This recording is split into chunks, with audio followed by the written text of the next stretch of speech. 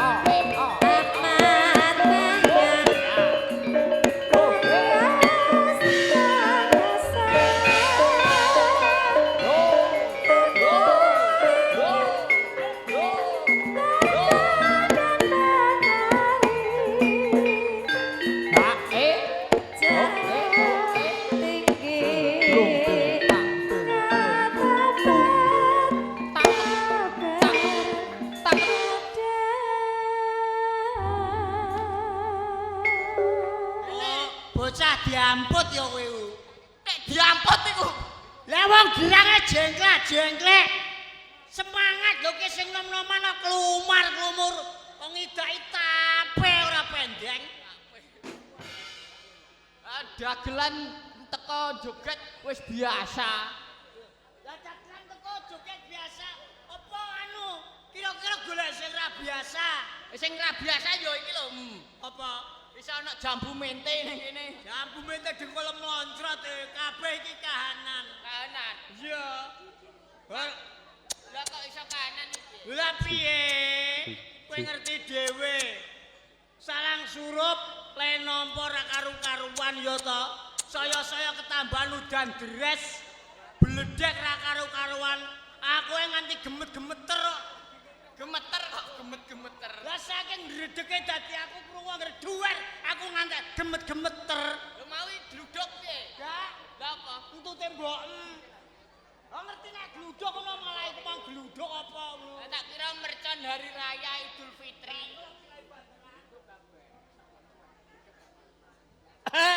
Matur nuwun Mas, matur nuwun. Disilai adah kondo. Lho, kok kondo ya? Lah iki apa jenenge nek ora adah kondo? Kok iso ada kondo? Heh? Kok ada kondo iki? Lah iki lho sing tak cekel iki ra adah kondo. Iku mik. Heh? Mik. Mik dongkol pucet ngono. Lah apa? Mik kok iso mik. Lah iya. Iki masa sejine ngene Mas, ora apa-apa ya. Ra apa-apa. Pokoke nganggo iki. Oh iya iso. Iso dialar sebule. Alhamdulillah. Alhamdulillahirabbil alamin, Pak. Pira-pira awak dhewe ditimbali karo panjenengane Bapak. Bapak Suroto. Oh, Pripun, berantem Mas? neh. Oh, di anu tarik maneh. Pira-pira wis ditimbali karo Bapak Suroto Bu Sulastri. Betul. Nggone menggugati Acarane emang gati apa, Pak? tokli tok tol. Kok tok titok tol. Lancen Nah, yo ora. iya. Acarane walimatul kitan utawa iya. sunatan. Walimatul kita niku ora basane Arab. Iya. Nah basane Jawa basa Indonesia. Bahasa Indonesia. Tokli tok tol. Jorok lho. Sing Dagelan ngomong sapa? dagelan tuwek arep mati ya kok omongan kok iso orang Sing ngomong genah. nek jorok sapa? Lah kowe mau tok li tok tol. Tokli tok tol. Wong sunat iku diketok mung sekali, oleh ngetok nganti protol. Lho, ya apa ora? Ana wong sunate diketok separuh atau kiwir-kiwir tok. Ana tegese. Lho iya, Singkatane tok li tol. tok tol. Diketok ming sekali, le ngetok nganti protol. Apa ana wong sunat diogrok. Gak ana ayo ya. ora. Pisan madel. Del Nganti protol. langsung protol. Saiki wis dadi Joko. Wis dadi Joko, Sing Pak. biyen isih diarani bocah, Bocah. bar sunat diarani Joko. Joko. Apa to tegese Joko? Apa to tegese Joko, Pak? Lah iki sing perlu diwerdekno. Apa? Dadi ado-ado saka Blora Lor, Iya. ditekakno teke Blora Kidul. Blora Kidul, Medan. Kecamatan Pak Raden. Lho kok Pak Raden? Ki lho Dek anu Medan. Medan. Penden po Pak Raden Medan kene mlebune. gak keradenan. Medan. Lah kemang njaluk catatan karo pendarate nek di Iya. kursi Kecamatan. desa Desa Pucuk Jati. Pucuk Jati dengkul ngono. Lah desa Sik. Ayo. Kok Desa Jati? Pucuk Jati. Dusun Jompong. Jompong iku rak anu tunggale pucuke Jati iku to, jenenge rak Jompong. Oh, ngawur ae. Desa. Yo beda dusun. Bener apa ora? Dusun. Dusun Jompong, Ketan Macan Keradenan. Kecamatan. Ayo Ketan Macan. Kecamatan. Ketan Macan. K. Ke. Ca. Ca. Ma. Tan. Kecamatan. Ketan Macan. Kecamatan. Oh iso malah Kecamatan Keradenan. Kecamatan. Sing Oh leres ya iku Keradenan nih. Kecamatan Keradenan apa Menden, Mbak? Keret- Sami mawon. Sami mawon. Lho kok sami? Bokonge yu sami dun bob tawon. Ngawur ae. Padha wae, yo Keradenan yo Menden. Yo Keradenan yo Medan. Tekake saka Blora Lor ngantek teko Blora Kidul. Siji. Sing siji kenapa? Kowe dikon menehi panglipur karo tamune Pak Surata Bulu Sulastri. Oh dikek kon ngeki panglipur. Sing ping pindho. Sing keloro apa, Pak? Jurung Pandonga tumraping Dimas sing distetake ya Dimas Anam Febrianto. No. Febriano. Febriano. Febriano. Jenenge bocah saiki angel kok. Angel. Dawu-dawu beda Iya. karo Ciabiyen. Cabian kenapa? Sarpi. Eh? Sarpi ngene lanang yo Karmin ngene biasa nek jaman Oh biyen. iya ana no barang yo. Tunggale Karno nek bocah bayi. Saiki jenenge angel-angel. Saiki dawu-dawu. Anam Febriano. Anan Febriano. Ki nek ra kleru laire sasi Februari. Lho kok iso? Lho, lah iku mau Febriano. Mergo laire ning sasi Februari. Iya. Didongakno bar sunat Dimas dadi Joko. Yo mesti. Lah Nek iya. bar sunat yo mesti dadi Joko kok iso. Joko iku ana Omongan. karepe ana tegese. Lho Joko ya ana tegese ana karepe. Joko. Joko ya apa, Pak? Kabeh sing disejo muga-muga iso tumeka. Lho, Nggih. cita-citane iso terkabul.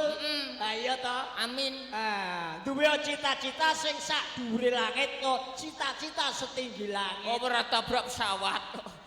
Lho. Cita-cita sak dhuwure langit ora tabrak pesawat. Cita-cita setinggi langit ketabrak pesawat. Lho ning langit ana pesawat ora ndara ana. Maksudnya iki cita-citane kok wong ora mumbul ning dhuwur langit. Cita-cita iki padha karo gegayuhan, Kekarepan. kekarepan. Oh alah iya ya. Tujuan Tujuan. padha wae. Lek donga piye? Nek dongaku yo Heeh. muga-muga Mas Anan Febriano Iya. mugi-mugi diparingi rejeki ingkang lancar barokah blawah-blawah turah-turah. Amin. Mugi-mugi dados putra ingkang saged mikul dhuwur mendem jero asmanipun wong tuwa kekalih. Amin. Mugi-mugi dados putra ingkang soleh migunani tumprat bangsa lan negara. Amin. Lan mugi-mugi terus mugi-mugi Pakai mugi wae. Wis pokoke sing apik-apik donga sing apik mungguhe Dimas Aam. Dimas Anan. Anam, ya Dimas Anam Febriano. Pancen saiki iki mulang anak iki ora gampang. Kok ora gampang piye? Lho, apa maneh perkembangan dunia, majune teknologi. Iya. Iki nek kurang bejane wong tuwa ora iso nata anak. Kenapa? Bocah saiki cah cilik-cilik do pinter main HP. Oh wis do cekelan HP. Lho iya. Apa meneh sing dicekel HP Android? Iya. Ya ta? Android Nang apa kono, ae iso? nang kono apa ae ana. Ana. Ana apa ae Pak bokep ana. Ya iki. Ana bokep, ana micet, macem-macem sing dibuka bocah nek durung wae malah dadi ra kena. Lah iya. Ning Blora tuku cengkeh, Apa iki Pak? muga-muga Pak Surata rezekine akeh. Amin. Nang Blora tuku celana, Ya. muga-muga keluargane Pak Surata pinaringan bagya mulya. Amin ya rabbal alamin. Nang Blora tuku sapi, Apa iku? duwike akeh. Kok duwe akeh? Lah nek ora duwe akeh apa iso tuku sapi? iya Oke iki melo ndongakno kok oman amin to ae. Ning Blora. Halah. Aku wis nang Blora kowe malah melok ning Blora. Lho padha. Apa ora ana kutha liyane? Wong kene sak paket lho padha. Ora iso. Dagelan iku kudu sing kreatif. Nata bata. Walah ra tau kerubuhan bongko kowe. Kok iso? Nata bata? Nata bata? Gak oleh. Nata bata kenapa? Nata Ora tau nata bata, kerubuhan malah cilaka. Oh iya. Oh alah nggih Bu ora nanggap ae lho. Wong model ngono ku ora beda nek karo ning omah. Kenapa? Nek kadung dikarep wis sak angel disemayani. Kok iso angel? Paribasane sing lanang nyoncang sapi. Ya. Sapi cancang barang ora ngerti karepe wong wedok kemriye ngene iki lho ndang gade ngono. Kok iso? Heeh. Pripun Bu mbake? Request lagu. Nggih. Request. Napa nyuwun tetembangan napa ibuke? Oh, biasanya gebuk asmara selawe, Pak. 20.000 biasane. Kowe dadi seniman aja komersil. Kowe iki dadi seniman kaya bapak iki lho. Lho kenapa? Aku iki ora tau dadi seniman. Kenapa? Dadi dagelan. Iya. Ora tau ngrembug dhuwit dhisik. Lho gayam. Aku iki ora tau kok ngucap kepengin dhuwit dhisik ora tau. Lho mergawemu yo mok dagel lho. Lho iya. Lah kok ora ngrebuk dhuwit dhisik ndak? Ora. Aku dhuwit dhisik ora tak rembug. Lho lah mergane. Ora tak pikir. Lah mergane. Sing tak pikir dhuwit saiki. Mergo dhuwit dhisik wis ora berlaku. No. Sik ah. Kok dhuwit dhisik ora laku iki? Lho iya yen dhuwit dhisik iki wis gak berlaku. Sing berlaku dhuwit saiki. Ngono. Mulane aku dhuwit dhisik ora tak pikir. Walah Sing tak telek pikir dhuwit berarti. saiki. Telek. Gubuk asmara. Lagu nglarakno wong wedok kok disenengi. Lah iya. Gubuk asmara kan nglarakno wedok wong wedok to. Kok iso? Lah jajal ke nyanyi gubuk asmara piye? Yen lewat aku kelingan bukae. Iya. Biyen tak goleren. Ya terus. Tanpa bantal, tanpa kloso. Bot abote.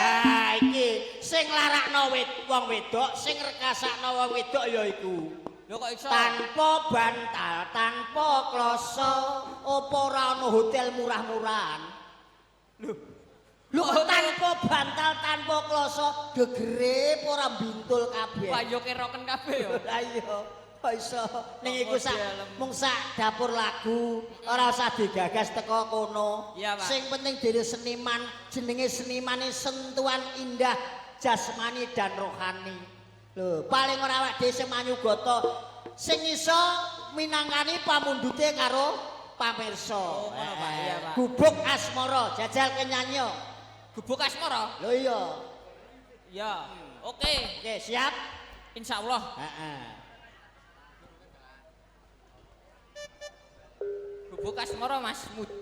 Mas Mudari.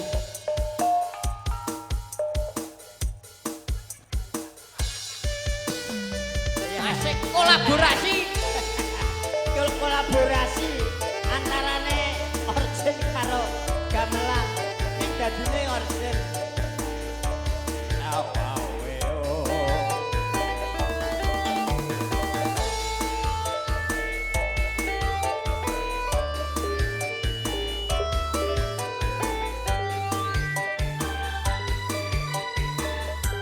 Yen lewat aku kelingan gubuk kae biyen tak goleren ing cagak kabak tulisan Warna abang tondo isih prawan jenenge gubuk asmara biyen ate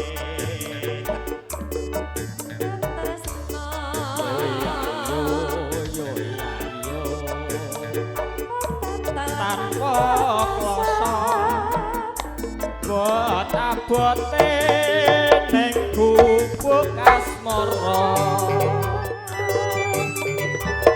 gubuk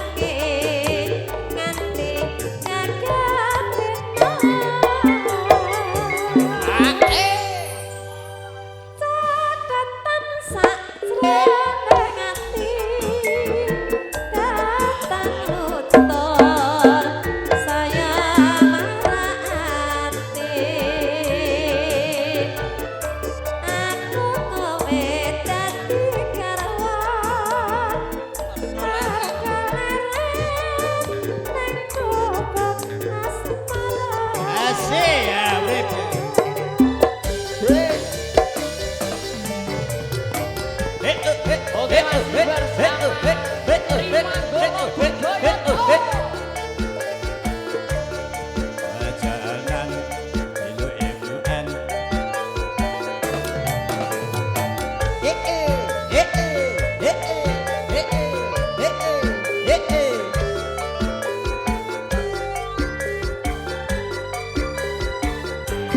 Yen liwat aku kelingan opo kae yen tak goleren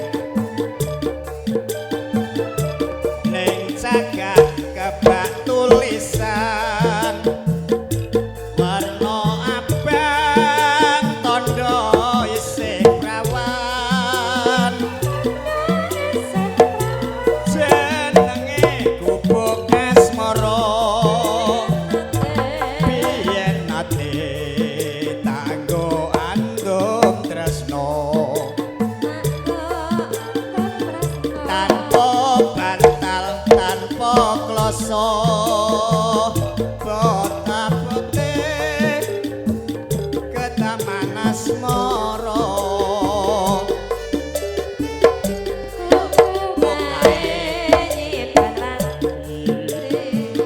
wiwit biyen tumeka saiki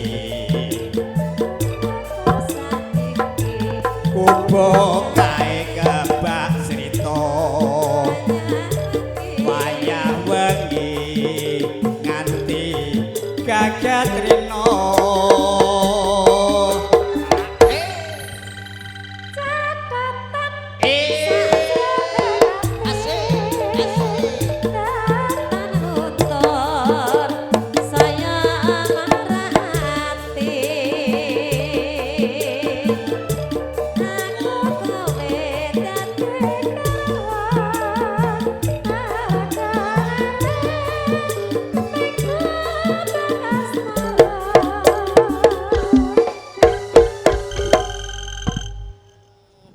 Gubuk asmara teka grimise melok ngiringi. Ora apa-apa.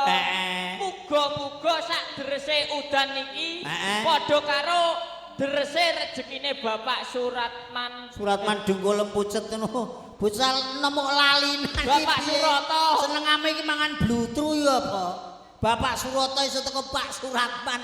Adoh temen menggoke ku. Padha ana SMBR mbek T. Kowe ngerti apa ora? Kenapa? Asma iki kinarya japa. Asma kinarya japa. Lho iya. Ya, Pak. Surata. Surata. Su kuwi apik, Su kuwi apik. rata ki padha. Oh, berarti Pak Surata kuwi padha-padha apik. Padha apik. Tegese tresnane keluarga iki ora beda-bedake antarane anak siji lan sijine, antarane maratuwa karo bapake dhewe, antarane ibune maratuwa karo ibune dhewe. Dadi rata tresnane. Dadi ora beda-bedake. Lho iya ta? Kowe ngandakno nek asma kinarya japa. Bener. Lah jenengku ya asma kinarya japa. Padha. Padha. Alah jenengem sapa? Lah jenengku genah ketok. Ya Sodik. Sodik. Sodik. Sok kuwi sopan, dik kuwi cerdik. Artine aku dadi menungso kuwi ora tau ora sopan lan wonge cerdik. Ngono. Ngerti sopan santun? Sopan santun. Ya cerdik. Ya cerdik. Pinter. Pinter. Iya. Lah aku jenengku Nek kowe sapa? Kemet. Kemet. Nek kemet kuwi kuwi kethek, met kuwi miyayet utawa sing arep bongkos. Dadi kemet kuwi kethek sing ape bongko ya. Matur nuwun Pak Lek. Nggih, matur nuwun. Matur nuwun. Sami-sami. Ngono kok jenenge njlentrehno merdekno jeneng. Kemet iku ana karepe. Lho kemet ki ana. Kemet. KEMET. KEMET. Sing pertama ana K. Katur para pamirsa ingkang sami rawuh. Iya ta? Sing E. Ingkang badhe jagong teng dalemipun Bapak Surata, Ibu Sulastri. Iya, mathuk e. Terus M. Prei. Lho, kok prei? Lho tak kok ibu-ibu anggere ngono ku rak prei. Iku M apa kok? Lah iya. M. M. monggo kula aturi pinarak kanthi merdu merdikaning penggalih, ana sing seneng pinarak ning nguri, ana sing seneng pinarak ning ngarep, uga ana seneng sing nggon iringan ngerti. Monggo pinarak kanthi merdu merdikaning penggalih, bebas ning ngarep nguri, nang iringan ya kena. Bebas ya, Pak. Heeh. Ya. Terus ana eneh. Maneh. Ingkang badhe panjer ketoprak monggo mawon enggal-enggal mengke selak jojoh. Wah, kaya ketoprak laris. Iya no. Terus bariku ana teneh. Pungkasane T. T. Tanggapane ketoprake murah, rumate ya gampang. Cukup apa? Lah iya rumatane gampang. Angger kopine sing para pahit. Kok iso? Lho iya lah aku wis kadung kencing manis ya tak dadi tak rodok pahit ngono ae. Pahit. Alhamdulillah. Wis ki kaya dongane mang drese udan ki mau muga-muga gambarane drese rezekine Pak Suloto karo Bu Sulastri. Iya to, jenenge udan ya jare nggo kae berkah, barokah. Ya ono sing ngenteni, ya ono sing rada blenger. Mang jane para pos Pak Suloto kondo aku ora ngene. Lho, aku winganane menung wedhek iki dijaluki tulung. Tulung Lho, jenenge aku mergawe wis diupaka diwenehi rejeki. Ya tak tulungi. Lho mok tulungi. Mas anu Pak Kemet nyuwun kula Pak niki pripun? Anu mendunge puweteng. Wah. Ya mendung peteng. Terus Aku ya terus langsung anu sing digawe tak kandhani. kok kandhani piye, Pak? Anu Pak jenengan mendet ember.